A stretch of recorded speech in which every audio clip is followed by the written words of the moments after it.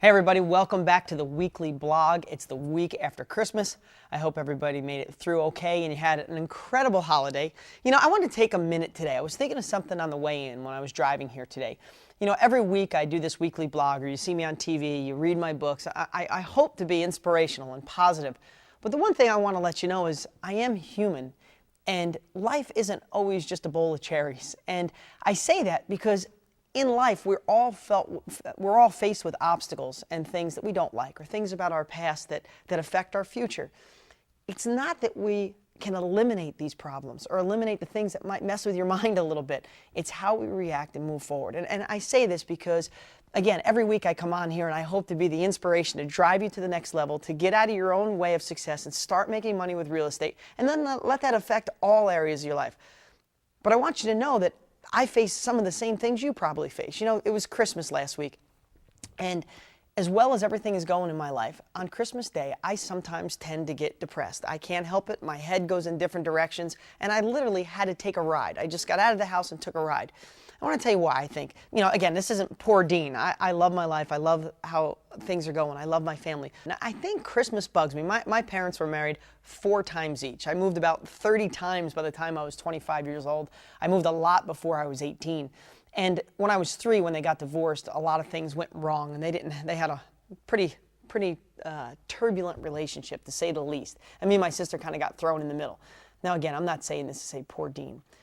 I'm saying it because I think that embedded a seed of Christmas was really scary to me, because that's when the whole family fought, or where were we going to go, to mom's or dad's? And we'd go to Christmas Eve at my mom's, and then at 11 o'clock we'd have to be schlepped off to my dad's for Christmas morning. And if that wasn't going, just a lot of stuff. And I think that affects me because every Christmas I do get a little depressed, and then I start thinking about some of the things. I was married. I had a previous marriage, and I was married for 8 years. And, I kind of feel like a failure sometimes of that marriage not working out, even though we're great friends. And I say all that because I want you to know that some of the things that you might be facing when you see me up here and doing this weekly blog and say, well, Dean's got it all and life goes great for him. I got dealt a lot of blows in my life. Lived in a trailer park as a kid. Got made fun of. Didn't grow until I was 11th grade. I was under 100 pounds and under 5 foot tall in 11th grade with no facial hair, nothing. Got made fun of. I only say that is because all of us, every single person watching right now, faces something and has past things that haunt them. I know all that stuff. But here's the thing. It's how we handle those things. I took a ride on Christmas Day, like I told you, and guess what I did?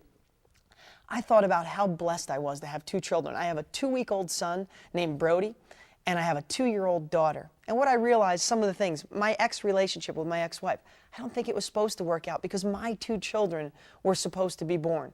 I got made fun of as a kid, and it made me stronger and step up. And I remember saying, nobody's going to keep me down ever in my life.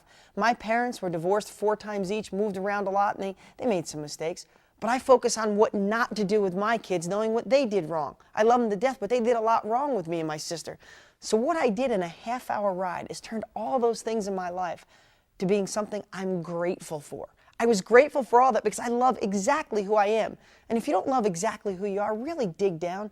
And I bet to say you can and you should, and you can focus on it and make sure that you do, and realize that everything that happened in your life up until this point was probably supposed to be, because your future is going to be incredible. I didn't make this I didn't want to have this weekly blog be a motivational talk only, but it's just a really good time of year to reflect on that, because we all face obstacles. It's not the obstacles we can take away.